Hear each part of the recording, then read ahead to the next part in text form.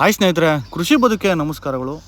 ಇಲ್ಲಿ ನೋಡ್ತಿರುವಂತಹ ಜನ ನೋಡಿದ್ರೆ ಸ್ನೇಹಿತರೆ, ಜಾತ್ರೆ ಮಾಡಲೋ ಜನ ಮಾಡಲೋ ಅನ್ನೋ ಗಾದಿ ಥರ ಇಲ್ಲಾಗಿದೆ ಸ್ನೇಹಿತರೆ. ಏನಿದು ನಮ್ಮ ರೈತರ ಪರಿಸ್ಥಿತಿ? ಏನಕ್ಕೆ ಇಷ್ಟೊಂದು ಜನಸಂದಣಿ? ಏನಕ್ಕೆ ಇಲ್ಲಿ ವಹಿವಾಟು ಏನು?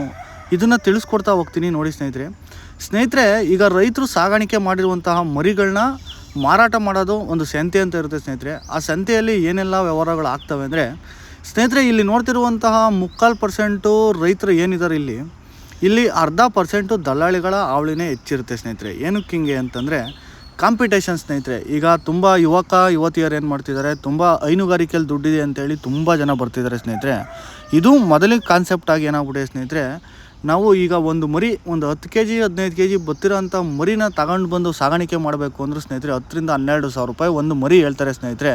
ಅದನ್ನು ನಾವು ತಂದು ನಾವು 5-6 ಲಕ್ಷ ಬಂಡವಾಳ ಹಾಕಿ ಮತ್ತು ಅದಕ್ಕೆ ಶೆಡ್ನ ನಿರ್ಮಾಣ ಮಾಡ್ಕೊಂಡು ಅದಕ್ಕೆ ತಿನ್ನುವಂಥ ಆಹಾರ ತಗೊಂಡು ಬಂದು ಸಾಗಾಣಿಕೆ ಮಾಡಿ ಮತ್ತೆ ಅದನ್ನು ನಾವು ಎಲ್ಲಿ ಮಾರಾಟ ಮಾಡಬೇಕು, ಎಷ್ಟಕ್ಕೆ ಮಾರಾಟ ಮಾಡಬೇಕು ಅನ್ನೋದೇ ಒಂದು ದೊಡ್ಡ ಸಮಸ್ಯೆ ಆಗೋಗ್ಬಿಡೆ ಸ್ನೇಹಿತರೆ. ಯಾರಾದರೂ ಏನಾದರೂ ಒಂದು ಸಣ್ಣದಾಗಿ ಪ್ರಾರಂಭ ಮಾಡಿದ್ರೆ ಸಾಕು, ಅದಕ್ಕೆ 4 ಜನ ನಾವು ಮಾಡೋಣ ಅಂತೇಳಿ ಸ್ಟಾರ್ಟ್ ಮಾಡ್ತಾರಲ್ಲ, ಅದೇ ಇಲ್ಲಿ ದೊಡ್ಡ ಸಮಸ್ಯೆಯಾಗಿ ಕಾಡ್ತಾರೆ ಸ್ನೇಹಿತರೆ. ಈ ಥರ ಸಮಸ್ಯೆ ಆಗೋಕ್ಕೆ ಕಾರಣ ಏನು ಅಂತಂದರೆ ಮೇನು ಈಗ ಏನು ನಮ್ಮ ಯುವಕರಿಗೆ ಆಗಲಿ ಯುವತಿಯರಿಗಾಗಿ ಉದ್ಯೋಗ ಸಮಸ್ಯೆ ಇಲ್ಲಿ ಮೇನ್ ಕಾಡ್ತಿರೋದೇ ಉದ್ಯೋಗ ಸಮಸ್ಯೆಯಿಂದ ಏನೆಲ್ಲ ಎಫೆಕ್ಟ್ ಆಗುತ್ತೆ ಅಂದರೆ ಸ್ನೇಹಿತರೆ, ಈಗ ರೆಗ್ಯುಲರು ಯಾರು ಹುಟ್ಟದಿಂದ ತಂದೆ ತಾಯಿ ಕಾಲದಿಂದ ತಾತನ ಕಾಲದಿಂದನೂ ಯಾರು ರೈತರುಗಳು ವ್ಯವಸಾಯ ಮಾಡ್ಕೊಂಡು ಹೈನುಗಾರಿಕೆ ಮಾಡ್ಕೊತ ಬಂದಿದ್ರು ಸ್ನೇಹಿತರೆ, ಅವ್ರಿಗೆಲ್ಲ ಒಂದು ದೊಡ್ಡ ಒಡೆತನೆ ಅಂತ ಹೇಳಬೇಕು ಸ್ನೇಹಿತರೆ. ಏನಕ್ಕೆ ಅಂತಂದರೆ ಈಗ ಈಗಿನ ಯುವತಿಯರು ಎಲ್ಲ ಕೃಷಿಯಾಗಲಿ ಹೈನುಗಾರಿಕೆಗೆ ಬಂದಾಗ ಏನಾಗುತ್ತೆ ಅಂದರೆ ನಮ್ಮಂಥ ಅಂದರೆ ಹಳೆ ರೈತರುಗಳಿಗೆ ಏನಾಗಿದೆ ಅಂದರೆ ಭಾಳ ಹೊಡ್ತಾ ಆಗ್ಬಿಡೆ ಸ್ನೇಹಿತರೆ. ಏನಕ್ಕೆ ಅಂತಂದರೆ ಈಗ ಹೋಗಿ ಮನೆಗೆ ಒಂದು 5 ಕುರಿ ಥರನ ಇಲ್ಲ ಒಂದು 2 ಕುರಿ ಥರನ ಒಂದು 2 ಮೇಕೆ ಥರನ ಅಂತ ನೋಡಿ ಇಲ್ಲಿ ನೋಡ್ತಿರೋವಂಥ ಕುರಿ ಮರಿಗಳು ಏನು ಹೇಳ್ತಾ 12,000 to 13,000 ಮರಿಗಳು ಹೇಳ್ತಾರೆ ಸ್ನೇಹಿತರೆ. ಇಲ್ಲೇನು ನೀವು ಕೆಂದುಗುರಿ ನೋಡ್ತಿರ್ಬೋದು, ಇಲ್ಲ ಅಮೀನುಗಡಗಳು ನೋಡ್ತಿರ್ಬೋದು, ಇಲ್ಲ ಅಂತಂದರೆ ಇನ್ನು ಹಲವಾರು ರೀತಿಯಂಥ ಏನು ಕುರಿ ಮರಿಗಳ್ನ ನೀವು ಸಂತೆಯಲ್ಲಿ ನೋಡ್ತೀವಲ್ಲ ಸ್ನೇಹಿತರೆ, ಇವೆಲ್ಲ ಏನಿಲ್ಲ ಅಂದರೂ 12,000 to 13,000 14,000 ಈ ಥರ ಹೇಳ್ತಾರೆ ಸ್ನೇಹಿತರೆ. ಮತ್ತು ನಾವು ಇದನ್ನು ಸಾಗಾಣಿಕೆ ಮಾಡಿ ಮಾರಾಟ ಮಾಡಬೇಕು ಅಂತಂದರೆ 15,000 ಹೋಗುತ್ತೆ ಸ್ನೇಹಿತರೆ. ಇದನ್ನು 6 ತಿಂಗಳು 7 ತಿಂಗಳು ನಾವು ಸಾಗಾಣಿಕೆ ಮಾಡಿ 15,000 3,000 ರೂಪಾಯಿ ಎಕ್ಸ್ಟ್ರಾ ತಗೊಳಕ್ಕೆ ಇಷ್ಟೊಂದು ಕಷ್ಟ ಬೀಳಬೇಕಾ? ಮತ್ತು ನಾವು ಲಕ್ಷಾಂಗಟ್ಟಲೆ ಶೆಡ್ಡಿಗೆ ಬಂಡವಾಳ ಹಾಕ್ಬೇಕಾ? ಮತ್ತು ಅದಕ್ಕೆ ಕೈ ತಿಂಡಿ ಅಂತೇಳಿ ಜೋಳ ಹಿಂಡಿ ಬೂಸ ಅದು ಇದು ಅಂತ ಕೊಟ್ಟು ಅದನ್ನು ಮಾಡಬೇಕಾ? ಆಮೇಲೆ ಹಲವಾರು ರೀತಿಯಾದಂಥ ಮೆಡಿಷನ್ಗಳು ಕೊಡಬೇಕಾ? ಏನು ಹೆಂಗೆ ಎಲ್ಲಿ ಹೋಗ್ತಿದೆ ಪ್ರಪಂಚ, ಏನು ಮಾಡ್ತಿದೆ? ಅದರಲ್ಲಿ ಈ ಥರ ಸಂತೆಗಳಿಗೆ ಏನಾದರೂ ಮಾರಾಟ ಮಾಡೋಕ್ಕೆ ಹೋದಾಗ ಸ್ನೇಹಿತರೆ ಅತಿ ಹೆಚ್ಚು ರೈತರಿಗಿಂತ ದಲ್ಲಾಳಿಗಳೇ ದುಡ್ಡು ಮಾಡ್ಕೊಂಡು ಹೋಗ್ತಾರೆ ಹೊರತು ಯಾವುದೇ ರೈತರಿಗೆ ನೇರವಾಗಿ ರೈತರು ಇಲ್ಲಿ ಬಂದು ಮಾರಾಟ ಮಾಡೋ ತಗೊಳೋರ್ಗಿನ್ನ ಇಲ್ಲಿ ದಲ್ಲಾಳಿಗಳೇ ಹಲವಾರು ರೀತಿಯಲ್ಲಿ ಅಂದರೆ ಬಗೆ ಅಂದರೆ ಕೈಯಿಂದ ಕೈಗೆ ಮಾರಾಟ ಮಾಡೇ ಅಲ್ಲೇ ದುಡ್ಡು ಮಾಡಿಬಿಡ್ತಾರೆ ಸ್ನೇಹಿತರೆ. ಇಲ್ಲಿ ಏನು ಹೊಡೆತ ಬೀಳ್ತಾ ಇದೆ ಅಂದರೆ ರೈತರು ಸಾಗಾಣಿಕೆ ಮಾಡಿರೋದಾಗಲಿ ತಾಂಡೋಗಿರೋದಾಗಿರಲಿ ಶೆಡ್ ಬಂಡವಾಳ ಹಾಕಿರೋದಿರಲಿ ಮೇಸಿರೋದಿರಲಿ ಅದು ರೈತರಿಗೆ ಹೊಡ್ತಾನೆ ಸ್ನೇಹಿತರೆ. ಏನಕ್ಕೆ ಅಂತಂದರೆ ದಲ್ಲಾಳಿಗಳು ಆರಾಮಾಗೆ 1 hour 2 hourಗೆ ಆರಾಮಾಗೆ ಒಂದು 5,000 ದುಡ್ಡು ಮಾಡ್ಕೊಂಡು ಆರಾಮಾಗಿ ಹೋಗ್ತಾರೆ ಸ್ನೇಹಿತರೆ.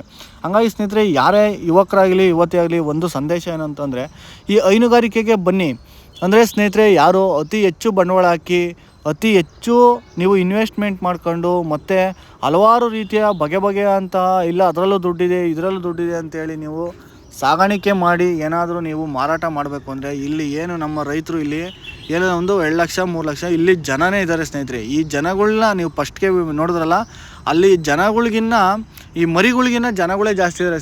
ಏನಕ್ಕೆ ಅಂತಂದರೆ ಎಲ್ಲ ರೈತರುಗಳು ಸುಮ್ಮನೆ ನೋಡೋಕ್ಕೆ ಅಂತ ಬರ್ತಾರೆ, ತಾಣಕ್ಕೆ ಅಂತ ಬರ್ತಾರೆ. ಅದರಲ್ಲಿ ಅರ್ಧ ದಲ್ಲಾಳಿಗಳು ಸಮಸ್ಯೆ ಇರುತ್ತೆ. ಹಂಗಾಗಿ ನೀವು ಸಹ ಯಾರು ಕಾಂಪಿಟೇಷನ್ನು ಅತಿ ಹೆಚ್ಚಿರೋದ್ರಿಂದ ಹೈನುಗಾರಿಕೆಯಲ್ಲೇ ಯೋಚನೆ ಮಾಡಿ ದುಡ್ಡು ಹಾಕಿ ಸ್ನೇಹಿತರೆ. ಏನಕ್ಕೆ ಅಂದರೆ ನಾವು ದುಡ್ಡು ಹಾಕೋದು ಭಾಳ ಈಸಿ ಸ್ನೇಹಿತರೆ, ಆದರೆ ದುಡ್ಡನ್ನ ಎತ್ತೋದು ಭಾಳ ಕಷ್ಟ. ಏನಕ್ಕೆ ಅಂತಂದರೆ ನಾವು 10,000 ಯಾರ ಹತ್ರನೂ ಒಂದು ಸಾಲ ಇಸ್ಕೊಂಬಿಡ್ಬೋದು, ಇಲ್ಲಾಂದರೆ ಒಂದು ನಾವು ತಂದೆ ತಾಯಿ ಗೋಲ್ಡ್ ಇಡ್ಬೋದು, ಇಲ್ಲ ಬೇಡ ಏನಾದರೂ ಒಂದು ಲೋನ್ ಮಾಡಿಸ್ಬೋದು, ಈಸಿಯಾಗಿ ದುಡ್ಡು ಹಾಕ್ಬೋದು ಸ್ನೇಹಿತರೆ. ಏನೇ ಅಂದರೂ ಆಡು ಸಾಕಾಣಿಕೆ ಇರ್ಬೋದು, ಕುರಿ ಸಾಕಾಣಿಕೆ ಇರೋದು, ಕೋಳಿ ಸಾಕಾಣಿಕೆ ಇರೋದು, ಇಲ್ಲ ಹಸು ಸಾಕಾಣಿಕೆ ಈ ಥರದಕ್ಕೆ ಬೇಗ ದುಡ್ಡು ಹಾಕ್ಬೋದು.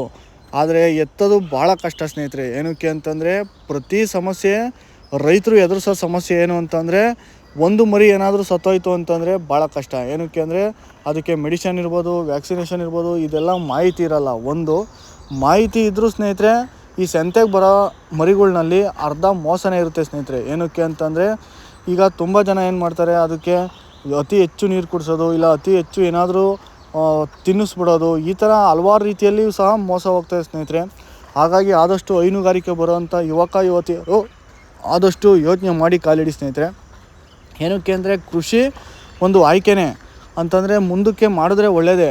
ಅಂದರೆ ಸ್ನೇಹಿತರೆ, ಈಗಿನ ಕಾಂಪಿಟೇಷನಲ್ಲಿ ಕೃಷಿನಲ್ಲಿ ಬಂಡವಾಳ ಹಾಕಿ ದುಡ್ಡು ತೆಗೆಯೋದು ಭಾಳ ಕಷ್ಟ ಸ್ನೇಹಿತರೆ. ಏನಕ್ಕೆ ಅಂತಂದರೆ ನಿರಂತರವಾಗಿ ತುಂಬ ಜನ ಎಲ್ಲ ಕೃಷಿಗೆ ಹೈನುಗಾರಿಕೆ ಅವಲಂಬಿಸಿರೋದ್ರಿಂದ ಪ್ರತಿಯೊಂದು ರೈಟ್ ಆಗ್ಬಿಟ್ಟಿದೆ ಸ್ನೇಹಿತರೆ. ನೀವು ಒಂದು ಆಡು ತರಕ್ಕೆ ಹೋದ್ರು 10-15 ಸಾವಿರ, ಒಂದು ಮರಿ ತಂದು ಸಾಗಾಣಿಕೆ ಮಾಡ್ತೀವಿ ಅಂದರೂ 15-15 ಸಾವಿರ, ನೀವೊಂದು 2 ತಿಂಗಳು 3 ತಿಂಗಳು ಮರಿ ಕೇಳಿದ್ರು 8-9 ಸಾವಿರ. ಈ ಥರ ಹೇಳಿದಾಗ ಎಲ್ಲ ರೈತರುಗಳಿಗೆ ಹೊಡೆತ ಬಿದ್ದುಬಿಟ್ಟೆ ಸ್ನೇಹಿತರೆ. ಆಮೇಲೆ ಅದಕ್ಕೆ ಕೊಡುವಂಥ ಜೋಳ ಇರ್ಬೋದು, ಜೋಳ 25 ರೂಪಾಯಿ, ಹಿಂಡಿ 30-35 ರೂಪಾಯಿ, ಈ ಥರ ಎಲ್ಲ ಫೀಲ್ಡ್ ಜಾಸ್ತಿ, ಎಲ್ಲನೂ ಜಾಸ್ತಿ ಆಗಿರೋದ್ರಿಂದ ಹೈನುಗಾರಿಕೆಯಲ್ಲಿ ದುಡ್ಡಿಲ್ಲ ಸ್ನೇಹಿತರೆ. ಆಮೇಲೆ ಒಂದು ಕಾನ್ಸೆಪ್ಟು ಹೈನುಗಾರಿಕೆ ಬರೋರಿಗೆ ನಾನು ಮೇನ್ ಹೇಳೋದೇನು ಅಂತಂದರೆ, ನೀವು 1 ವರ್ಷ 6 ತಿಂಗಳವರೆಗೂ ಹೈನುಗಾರಿಕೆಯಲ್ಲಿ ಯಾವುದೇ ಥರ ದುಡ್ಡು, ಹಸು ಸಾಗಾಣಿಕೆಯಲ್ಲಿ ಹಾಲು ಕರೆದು ಹಾಕೋದು ಬಿಟ್ಟರೆ, ನೀವು ಆಡು ಆಗಿರ್ಬೋದು, ಕುರಿ ಆಗಿರ್ಬೋದು, ಕೋಳಿ ಆಗಿರ್ಬೋದು, ರೇಷ್ಮೆ ಆಗಿರ್ಬೋದು, ಏನೇ ಒಂದು ಆಯ್ಕೆ ಮಾಡ್ಕೊತೀವಿ ಅಂದರೂ ಇದರಲ್ಲಿ ಯಾವುದೇ ಥರ